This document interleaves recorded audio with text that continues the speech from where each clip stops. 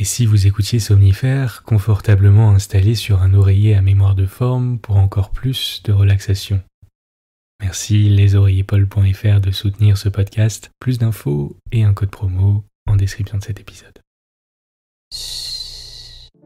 Somnifère, le podcast. Somnifère, c'est un podcast en 2 parties. D'abord une courte séance de relaxation conçue pour vous préparer au sommeil, suivie d'une histoire à dormir debout qui vous fera tomber dans les bras de Morphée. Disponible à l'écoute chaque soir, dès 19h, sauf les vendredis et samedis soirs. Si vous aimez ce podcast, merci de le noter sur la plateforme sur laquelle vous l'écoutez. Pour toute question ou suggestion, envoyez un mail à l'adresse morphée@somnifairelepodcast.com. Bonne écoute et bonne nuit. Installez-vous confortablement et fermez les yeux. Votre programme du soir va commencer. Bonsoir à tous, nous sommes le lundi 8 février et Somnifère vous propose ce soir une séance de relaxation conçue pour vous faire sombrer dans un sommeil profond et réparateur et commencer la semaine du bon pied. Juste après cela, un conte malicieux des frères Grimm intitulé « Les 3 fileuses ». Ceux qui suivent Somnifère sur les réseaux sociaux savent qu'un problème d'encodage a empêché le podcast d'être mis en ligne à temps hier soir. Désolé à celles et ceux qui attendaient l'épisode. Un bonne nuit tout spécial ce soir à Gaël de Saint-Étienne, Khalid de Saint-Genis-Pouilly, Elodie et Marc-Antoine de Paris, Rachel de Hyères et Manola de Massy-Palaiseau. Et merci d'avoir partagé Somnifère sur vos réseaux sociaux. Plus d'infos en description de cet épisode. Je vous souhaite une excellente nuit et maintenant place à notre séance de relaxation. La séance de relaxation. Prenez quelques instants pour vous mettre à l'aise et laissez votre corps se relâcher de tout son poids sur le matelas.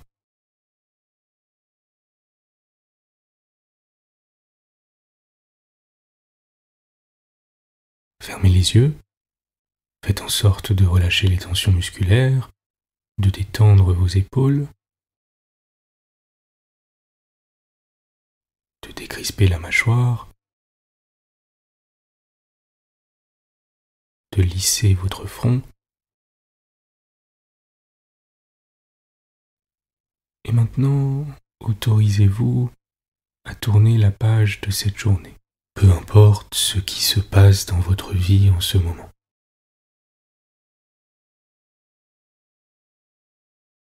Je vais vous demander à présent de penser à 3 choses qui se sont passées ces dernières 72 heures et pour lesquelles vous ressentez de la reconnaissance, qui vous ont fait plaisir, même un court instant, ou qui vous ont fait sourire. Ce peut être une petite attention de quelqu'un de votre famille, un texto que vous avez reçu, le sourire d'un inconnu, votre animal de compagnie, un bon repas que vous vous êtes offert, un bain moussant.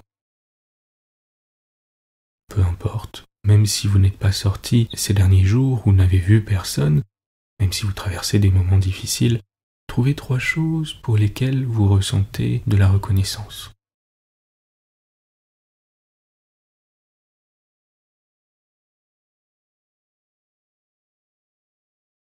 Concentrez-vous sur ce sentiment de reconnaissance ou de gratitude et tentez de voir où il se situe dans votre corps.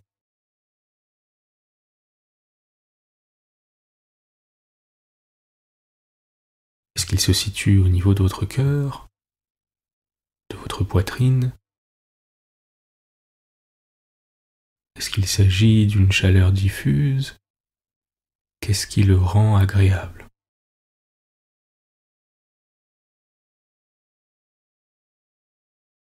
Est-ce qu'il s'étend à mesure que vous y pensez?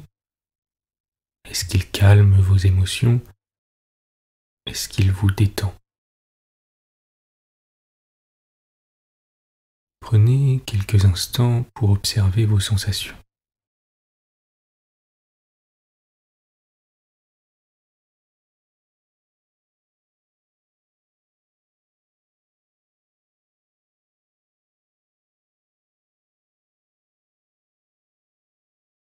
Portez votre attention sur votre corps et ressentez son poids contre le matelas. Et imaginez qu'il s'y enfonce un peu plus à chaque expire.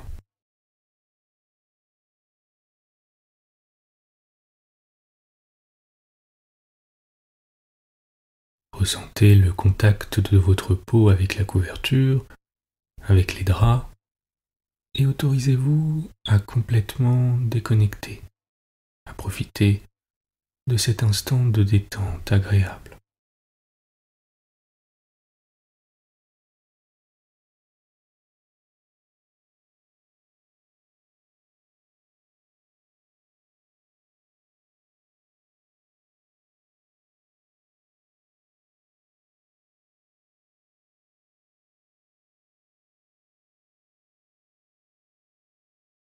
Gardez ce sentiment de reconnaissance en vous, peu importe où il se loge, et prenez une grande inspiration, en suivant bien l'air qui entre par vos narines pour traverser votre corps. Puis expirez à votre rythme en relâchant toutes les tensions.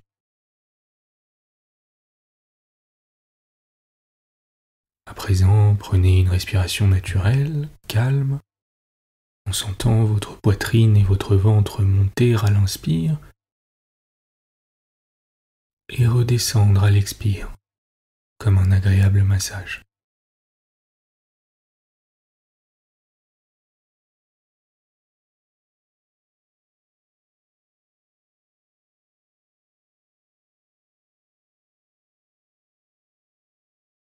Vous remarquerez peut-être la petite pause apaisante qui se situe juste entre l'inspire et l'expire.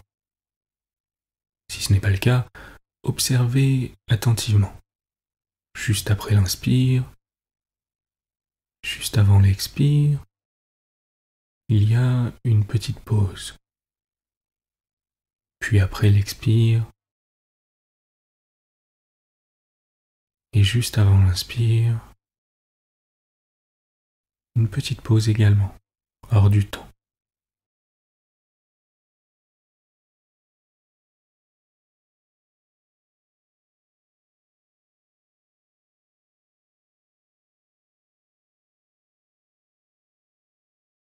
Continuez de respirer calmement à votre rythme et tentez de saisir cet instant minuscule, d'observer cette toute petite pause, ce moment de calme absolu où il ne se passe rien entre l'inspire et l'expire.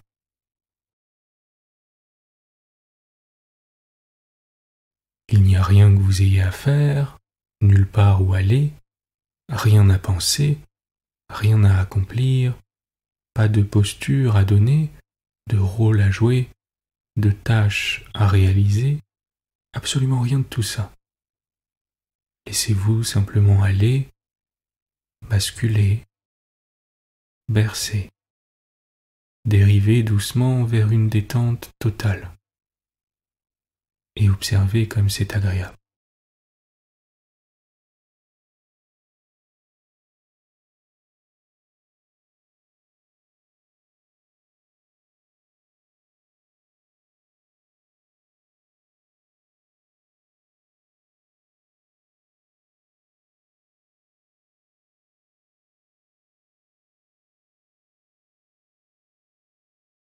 Vos bras et vos mains sont confortablement posés sur le matelas, calmes et détendus. Détendez votre poitrine, votre ventre,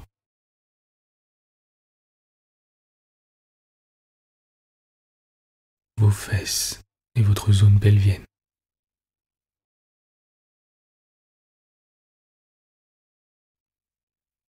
Vos hanches,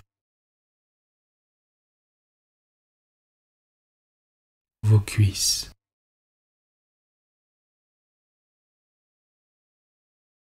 vos genoux,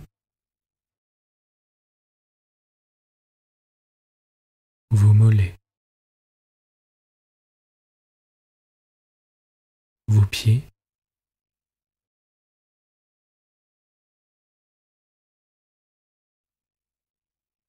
et chacun de vos doigts de pied.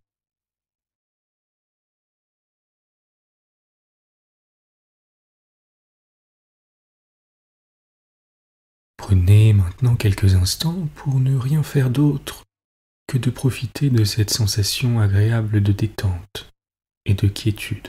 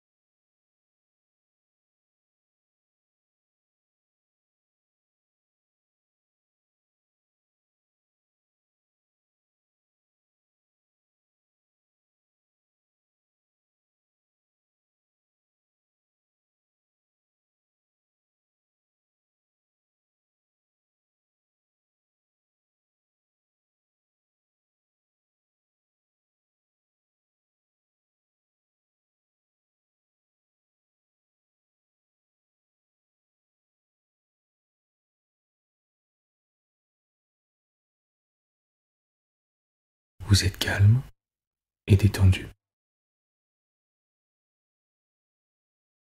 L'histoire du soir. Les frères Grimm, les trois fileuses. Il était une jeune fille paresseuse qui ne voulait pas filer. Sa mère avait beau se mettre en colère, elle n'en pouvait rien tirer. Un jour, elle en perdit tellement patience qu'elle alla jusqu'à lui donner des coups, et la fille se mit à pleurer tout haut. Justement, la reine passait par là.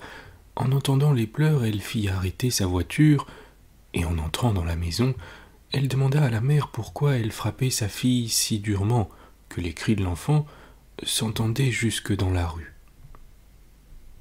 La femme eut honte de révéler la paresse de sa fille et lui dit « Je ne peux pas lui ôter son fuseau, elle veut toujours et sans cesse filer, et dans ma pauvreté, je ne peux pas suffire à lui fournir du lin. » La reine répondit « Rien ne me plaît plus que la quenouille. Le bruit du rouet me charme. Donnez-moi votre fille dans mon palais, j'ai du lin en quantité et elle y filera tout ce qu'elle voudra. » La mère y consentit de tout son cœur, et la reine emmena la jeune fille.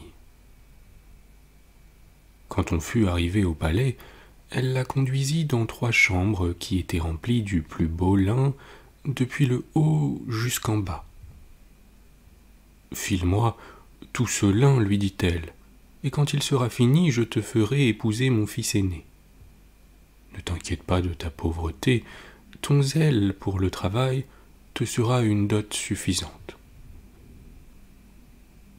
La jeune fille ne dit rien, mais intérieurement elle était consternée, car eût-elle travaillé pendant 300 ans sans s'arrêter, depuis le matin jusqu'au soir, elle ne serait pas venue à bout de ces énormes tas d'étoupes. Quand elle fut seule, elle se mit à pleurer et resta ainsi 3 jours sans faire œuvre de ses doigts. Le 3e jour, la reine vint la visiter. Elle fut fort étonnée en voyant qu'il n'y avait rien de fait, mais la jeune fille s'excusa en alléguant son chagrin d'avoir quitté sa mère. La reine voulut bien se contenter de cette raison, mais elle dit en s'en allant « Allons, il faut commencer demain à travailler. » Quand la jeune fille se retrouva seule, ne sachant plus que faire, dans son trouble, elle se mit à la fenêtre et elle y vit venir à elle 3 femmes, dont la première avait un grand pied plat, la seconde une lèvre inférieure si grande et si tombante qu'elle œuvrait et dépassait le menton, et la 3e un pouce large et aplati. Elles se plantèrent devant la fenêtre, les yeux tournés vers la chambre, et demandèrent à la jeune fille ce qu'elle voulait. Elle leur conta ses chagrins, les 3 femmes lui offrirent de l'aider. « Si tu nous promets, lui dirent-elles, de nous inviter à ta noce, de nous nommer tes cousines sans rougir de nous, et de nous faire asseoir à la table, nous allons te filer ton lin, et ce sera bientôt fini. » « De tout mon cœur, répondit-elle, entrez et commencez tout de suite. » Elle introduisit ces 3 singulières femmes et débarrassa une place dans la première chambre pour les installer. Elles se mirent à l'ouvrage. La première filait les toupes et faisait tourner le rouet. La seconde mouillait le fil, la troisième le tordait et l'appuyait sur la table avec son pouce. Et à chaque coup de pouce qu'elle donnait, il y avait par terre un écheveau du fil le plus fin. Chaque fois que la reine entrait, la jeune fille cachait ses fileuses et lui montrait ce qu'il y avait de travail de fait, et la reine n'en revenait pas d'admiration. Quand la première chambre fut vidée, elles passèrent à la seconde, puis à la troisième, qui fut bientôt terminée aussi. Alors, les 3 femmes s'en allèrent en disant à la jeune fille « N'oublie pas ta promesse, tu t'en trouveras bien. » Lorsque la jeune fille eut montré à la reine les chambres vides et le lin filé, on fixa le jour des noces. Le prince était ravi d'avoir une femme si habile et si active, et il l'aimait avec ardeur. « J'ai 3 cousines, dit-elle, qui m'ont fait beaucoup de bien et que je ne voudrais pas négliger dans mon bonheur. Permettez-moi de les inviter à ma noce et de les faire asseoir à notre table. » La reine et le prince n'y virent aucun empêchement. Le jour de la fête, les 3 femmes arrivèrent en équipage magnifique, et la mariée leur dit « Chère cousine, soyez les bienvenues. »« Ah !» lui dit le prince, « tu as là des parentes bien laides. » Puis s'adressant à celle qui avait le pied plat, il lui dit « D'où vous vient ce large pied ?» « D'avoir fait tourner le rouet, répondit-elle. « D'avoir fait tourner le rouet. » À la seconde, il demanda « D'où vous vient cette lèvre pendante ?»« D'avoir mouillé le fil, lui dit-elle. « D'avoir mouillé le fil. » Et à la troisième, il demanda « D'où vous vient ce large pouce ?»« D'avoir tordu le fil, répondit-elle. « D'avoir tordu le fil. » Le prince, effrayé de cette perspective, déclara que jamais dorénavant sa belle épouse ne toucherait à un rouet, et ainsi elle fut délivrée de cette odieuse occupation. Bonne nuit.